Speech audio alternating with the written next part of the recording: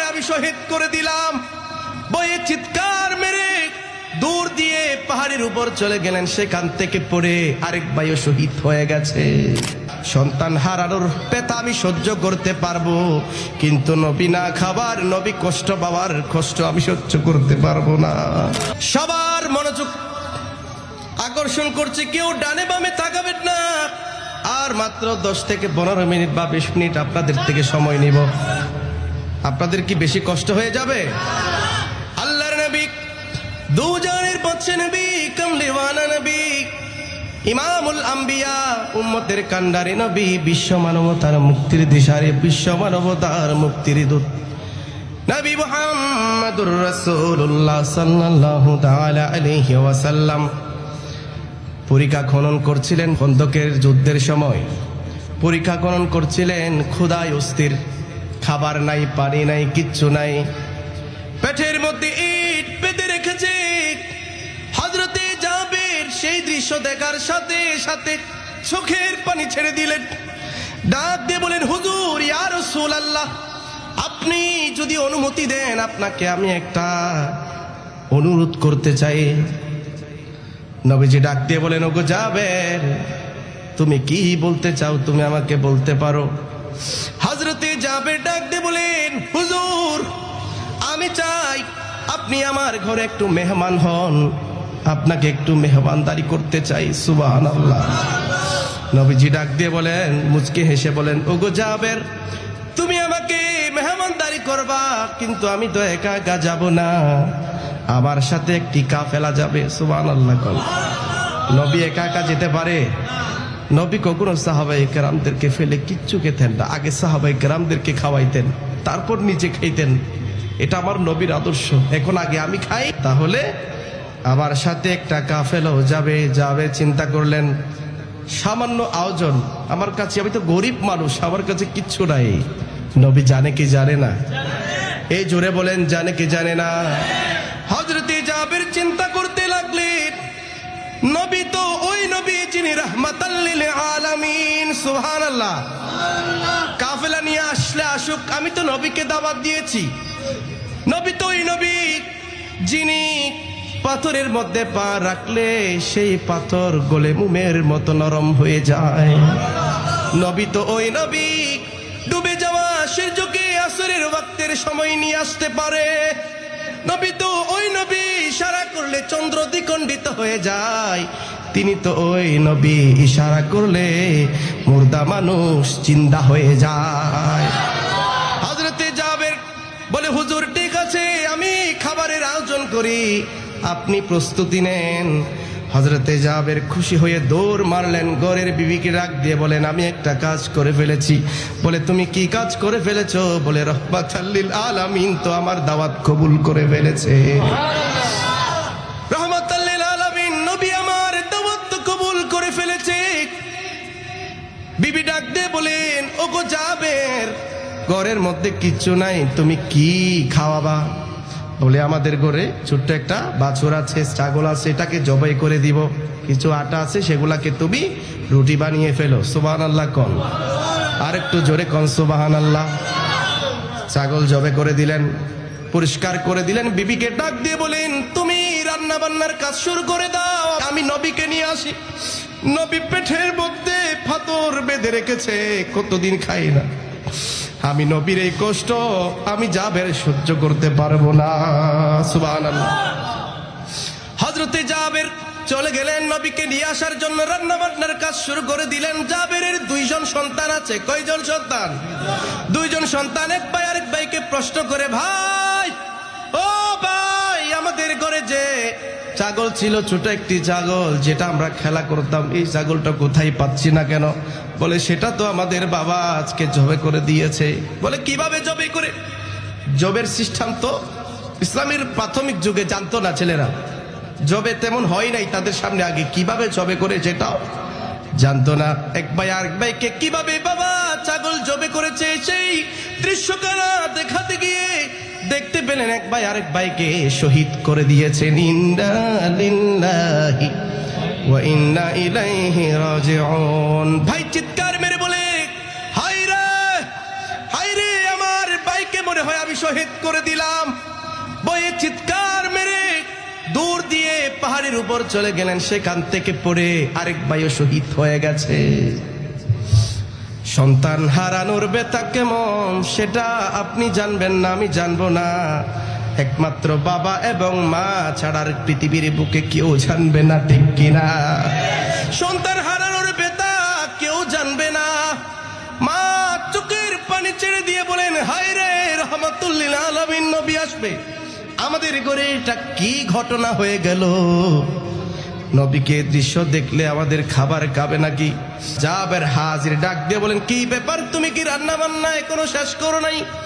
বলে, ওগো জাবের, আমাদের কলিজার টুকরা দুইজন সন্তান আর নাই, আর নাই, পৃথিবীর বুকে আর নাই। হযরতে জাবের চোখের পানি ছেড়ে দিলেন, দেখতে পেলেন দুইজন সন্তানের লাশ এভাবে জমিনের মধ্যে পড়ে আছে। হযরতে জাবের ডাক দিয়ে বলেন, হে বিবি, ওই ছেলেদের থেকেও নবীকে বেশি ভালোবাসতে হবে, সাবধান, সতর্ক। সুবহানাল্লাহ।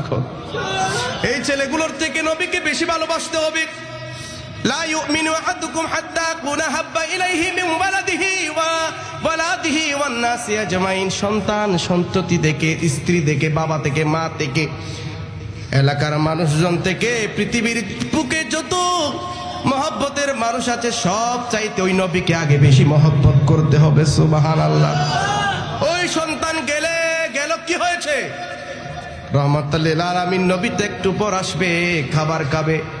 নবী যদি খাবার না খায়, সন্তান হারানোর ব্যথা আমি সহ্য করতে পারবো, কিন্তু নবী না খাবার, নবী কষ্ট পাওয়ার কষ্ট আমি সহ্য করতে পারবো না। যারা নবীকে কষ্ট দেয়, নবীকে আমার মতো বলতে চাই, নবীকে যারা কষ্ট দেয় তারা কখনো মুসলমান হতে পারে না। তারা হলেন আবু লাহাব, আবু জেহেল, উতবা, সাইবার উত্তর সুরে জুড়ে বলেন, ঠিক কিনা? বস্তার মধ্যে ঢুকাই ফেললেন, খাটের নিচে রেখে দিলেন। জাবের ডাক দিয়ে বলেন, নবী আসবে, কোনো কান্না চলবে না, নবী আসবে, কোনো কান্না চলবে না। নবী চলে আসলেন হাজির। নবীর সামনে খাবার দাবার উপস্থিত করা হলো। অনেক লম্বা ঘটনা, আমি সংক্ষেপে বলি। নবী ডাক দিয়ে বলেন, ও সাহাবায়ে কেরাম, তোমরা সবাই বসে যাও খাবার খাওয়ার জন্য। হযরতে জাবেরকে ডাক দিয়ে বলেন, এ জাবের, হে জাবের, তুমি ডাকনাটা একটু খোলো, কুস্তের ডাকনাটা একটু খোলো। নবীজি একটু তুতু মুবারক সেখানে নিক্ষেপ করে দিলেন। সুবহানাল্লাহ। দুই ডেক্সির মধ্যে তুতু মুবারক নিক্ষেপ করলেন। ডাক দিয়ে বলেন, ও জাবের, তুমি টেনশন করো না, তুমি শুধু ডাকনাটা পুরো খুলবা না, একটু করে খুলে শুধু দিতে থাকবা, দিতে থাকবা। আমি নবী যতক্ষণ না বলি তুমি দিতেই থাকবা। সুবহানাল্লাহ। কোন বরকত দেওয়ার মালিক কে? কারণ ওই ঘরের মধ্যে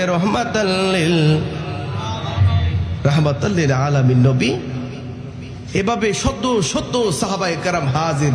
ছাগল মাত্র একটা ছোট্ট একটি ছাগল, 10-15 জনের খাবারের আয়োজন, শত শত সাহাবায়ে কেরাম উপস্থিত। হযরতে জাবের বন্টন করতে লাগলেন, বন্টন করতে লাগলেন।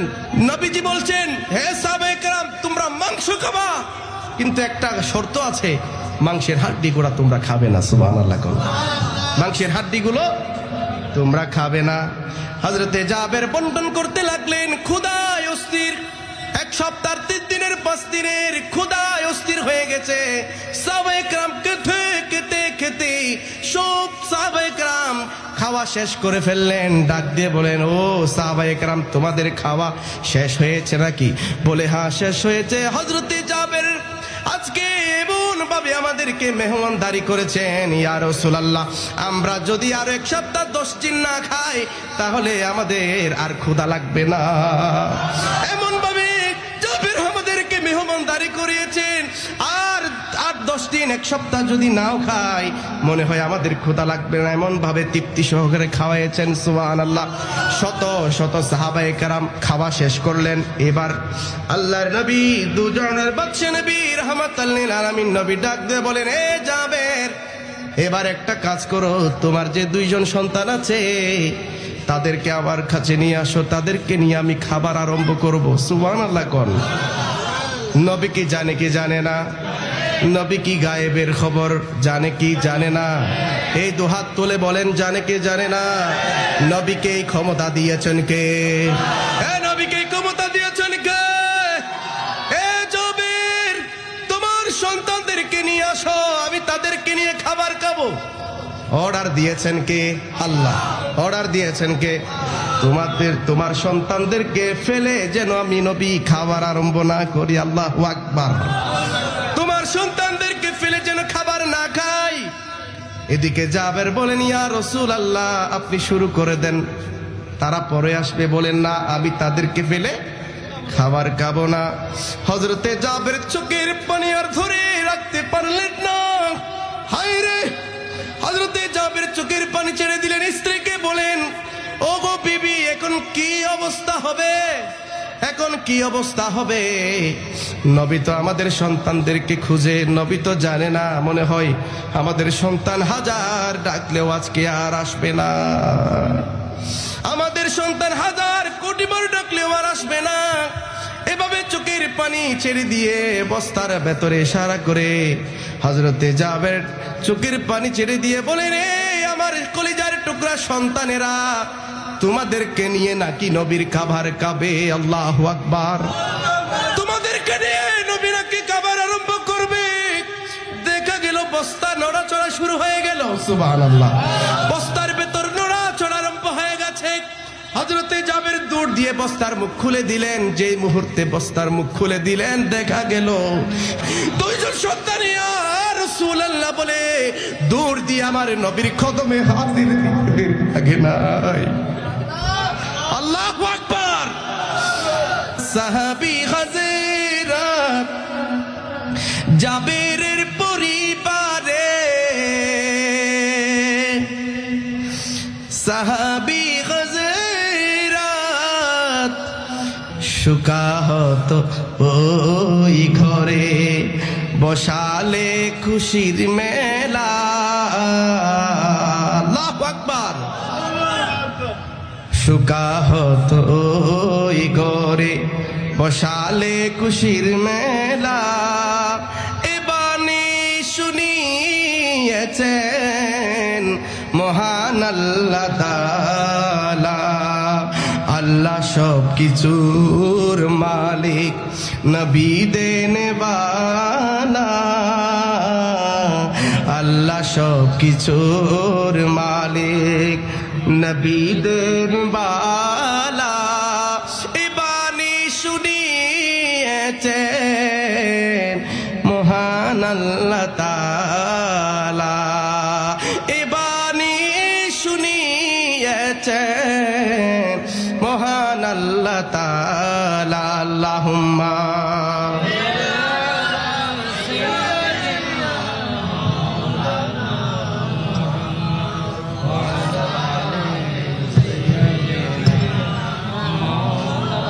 আরেকটু জোরে জোরে, আল্লাহুম্মা সাল্লি আলা মাওলানা মুহাম্মদ ওয়া আলা আলি সাইয়্যিদিনা। মৃত সন্তান দুইজনকে মুহূর্তের মধ্যে জীবিত করে দিলেন। তাহলে নবী কি আমাদের মতো হতে পারে? কথা বলেন, হতে পারে? এইবার দুইজন সন্তানদেরকে নিয়ে খাবার শেষ করলেন। সুবহানাল্লাহ। শেষ করার পর জাবেরকে ডাক দিয়ে বলেন, হে জাবের, যে হাড্ডিগুলো আছে, হাড়গুলো আছে, সব আমার সামনে নিয়ে আসো। সব আমার সামনে নিয়ে আসো। সমস্ত হাড্ডিগুলো হুজুরের সামনে নিয়ে আসলেন। সুবহানাল্লাহ। নিয়ে আসার পর ডাক দিয়ে বলেন, কুম বিইজনিল্লাহ, হে ছাগল তুই জিন্দা হয়ে যা। আল্লাহর হুকুমে তুই আবার জিন্দা হয়ে যা। দেখতে পেলেন হযরতে জাবের যে ছাগলটা জবে করে দিয়েছেন, হুজুর পাক সাল্লাল্লাহু আলাইহি ওয়াসাল্লাম কুম বিইজনিল্লাহ বলে, হে ছাগল তুই জিন্দা হয়ে যা বলার সাথে সাথে জিন্দা হয়ে দৌড় দিলেন। তাহলে মৃত দুইজন সন্তানকেও ফিরাই দিলেন, সবাইকে খাবার খাওয়াই দিলেন। শত শত সাহাবায়ে কেরাম পেট ভরে খেলেন। আবার যে ছাগলের জন্য 2 জন সন্তান মারা গেলেন, ওই সন্তানকেও জাবেরের করে ফিরে দিলেন। ইনি হচ্ছেন রাহমাতাল লিল, আর একটু জোরে বলেন, তিনি হচ্ছেন রাহমাতাল লিল। এবং হযরত জাবের, ওই জাবের নবীর মেহমানদারিকে গুরুত্ব দিয়েছেন। নবী কষ্ট পাবে এজন্য চোখের পানি বন্ধ করে ফেলেছেন। আগে নবীর মেহমানদারি করতে হবে, এটা ফরজ। সবার আগে নবীর প্রেম। আলা আলা ঈমানা লিমান লা মুহাব্বাতা লা, যার অন্তরে নবীর প্রেম নাই, ঈমানও